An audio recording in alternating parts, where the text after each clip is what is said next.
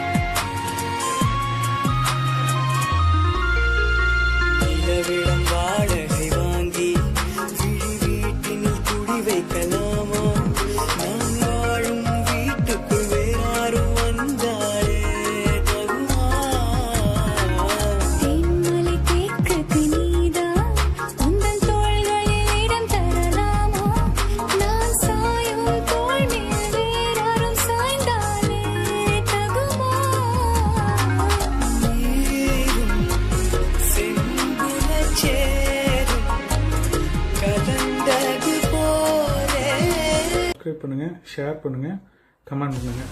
உங்களோட ஆதரவு நான் எதிர்பார்க்குறேன். நன்றி.